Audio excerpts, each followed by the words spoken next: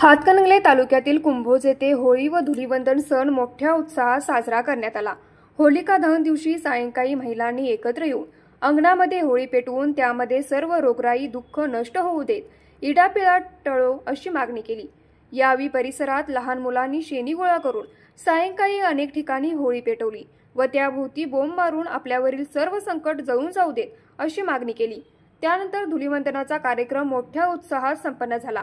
ग्रामीण भागात ठिकठिकाणी लहान व युवक मंडळांनी आपापल्या पद्धतीने धुलीवंदन साजरे केले। यामध्ये अनेक ठिकाणी रस्ते अडवून सोंग व तसेच सांस्कृतिक कार्यक्रमाचे आयोजन करून धुलीवंदन साजरा करण्यात आला। आज गावातील सर्वत्र धुलीवंदनाच्या निमित्ताने अनेक ठिकाणी मटण मार्केटमध्ये मोठ्या प्रमाणात नागरिकांनी मटण खरेदीसाठी गर्दी केल्याचे चित्र दिसत होते। काल पोळी व आज नळी अशा आशयाची बोंब सकाळपासूनच परिसरात घुमत होती। न्यूज मराठी 24 साठी विनोद शिंगे, कुंभोज। बाळ, फ्रीज मधून श्रीखंड काढ ना। आम्ही पूर्वी घरीच बनवायचो श्रीखंड, त्याची चवच वेगळी होती। आता काय सगळं रेडीमेड। आजी, हे श्रीखंड खाऊन बघ।